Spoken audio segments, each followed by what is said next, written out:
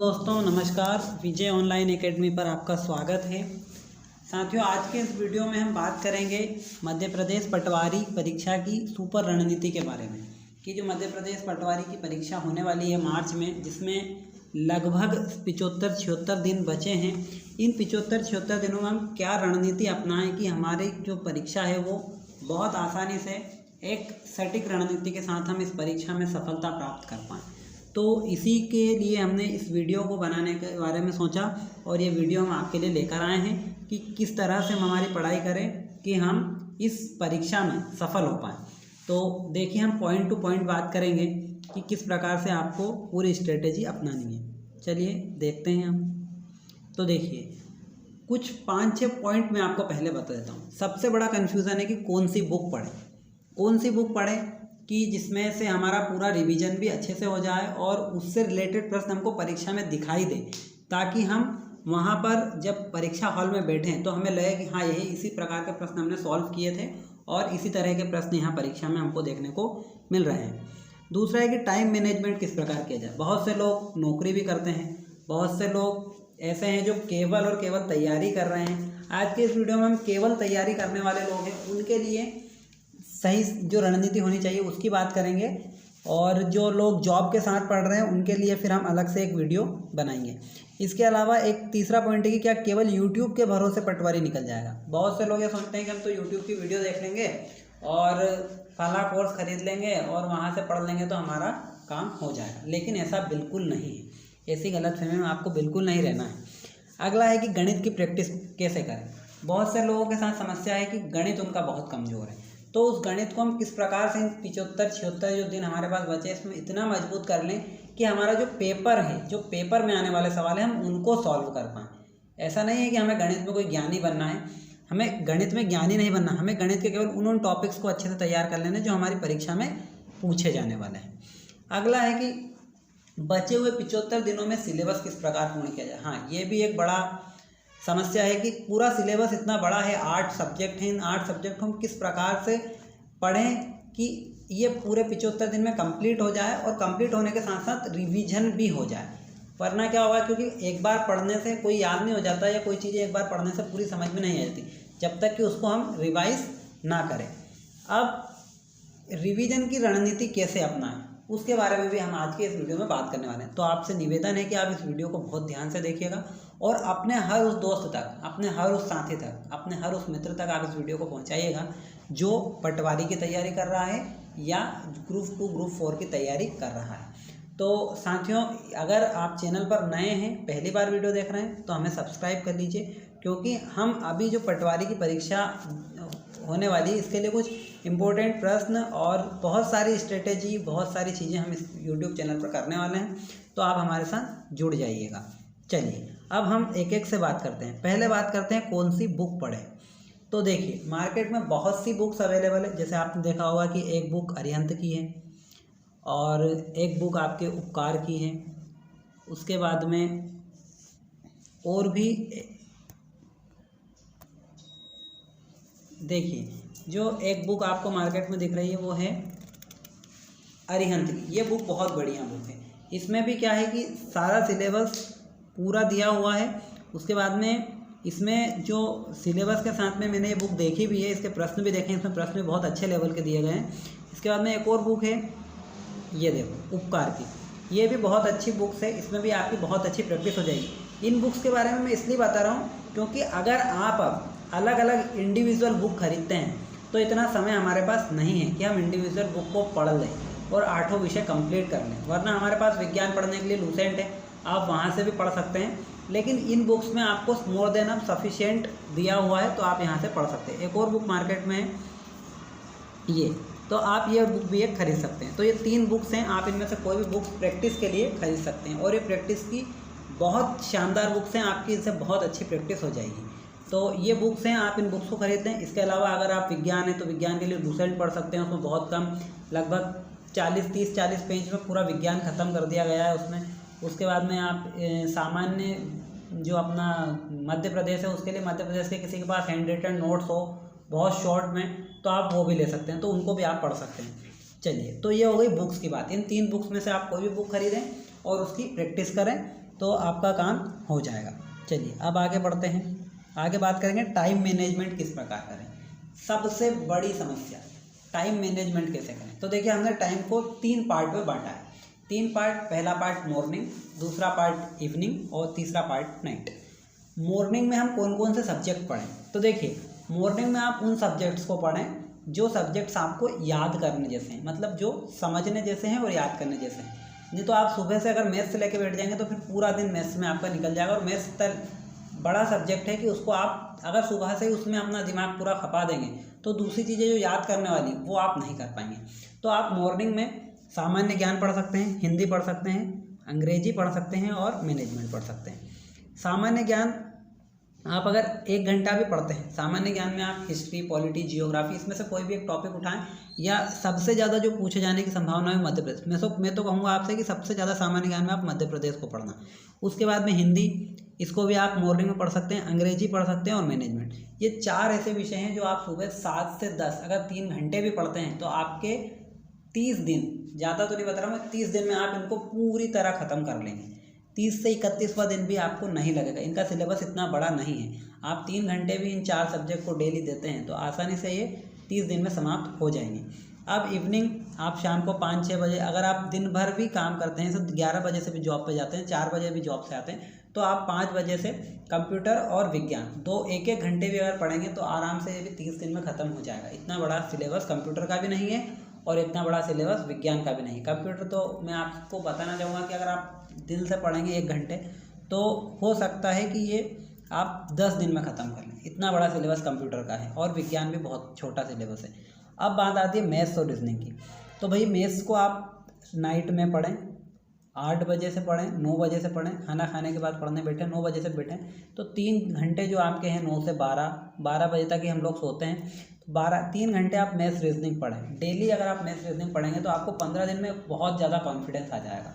और फिर आप वो 3 घंटे में जितने सवाल, जैसे आज आप 3 घंटे में मैथ्स के 10-15 सवाल कर पा रहे हैं और रीजनिंग के भी 10-15 सवाल कर पा रहे हैं, तो आप आने वाले 15 दिन तक अगर प्रैक्टिस करते हैं तो आप डेली इनके 50-50 क्वेश्चन 3 घंटे में हल कर पाएंगे।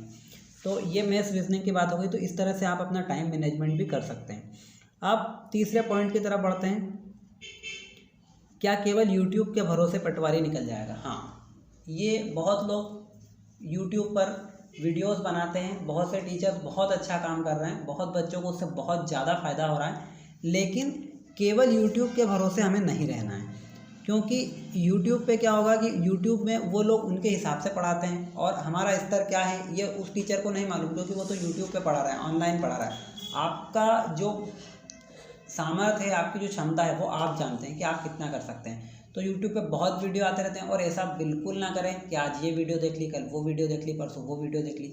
एक टीचर की वीडियो देखें, एक ही टीचर को पकड़ें और उसी की वीडियोज़ आप देखें। और वो टीचर ऐसा हो कि ऑथेंटिक हो, ऐसा ना हो कि आज वीडियो डाली है फिर 15 दिन बाद डाल रहे हैं। जो आपको रेगुलर मोटिवेट करे, ऐसे टीचर्स के आप वीडियोस भी देख सकते हैं।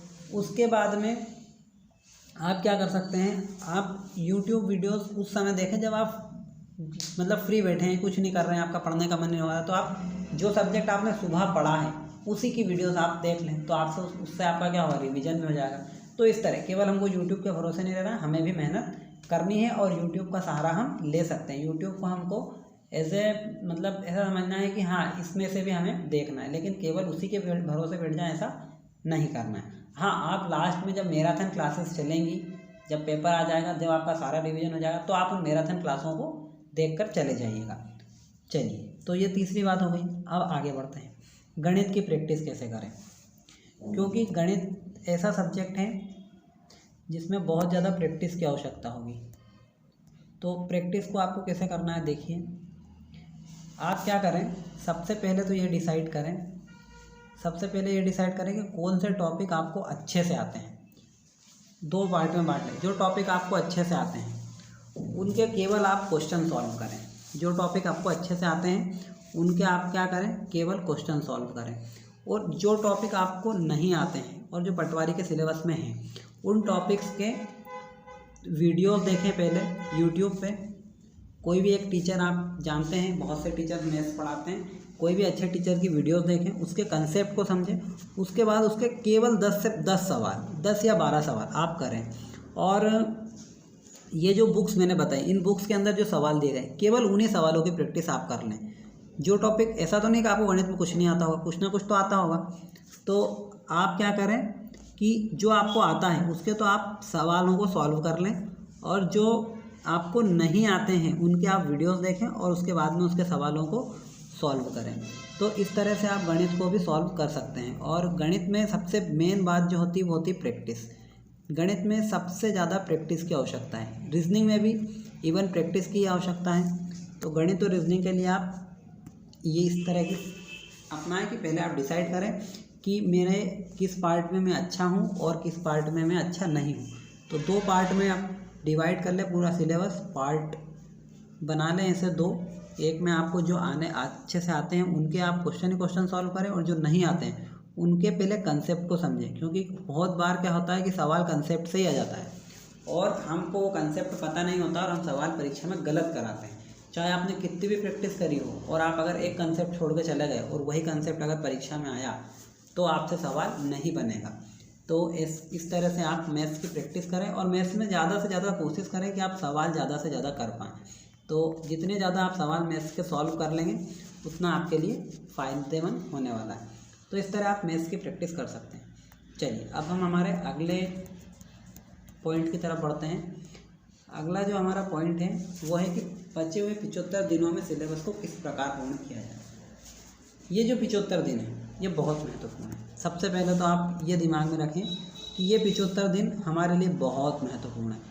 हमको इन 75 दिन में से एक भी दिन खराब नहीं करना है।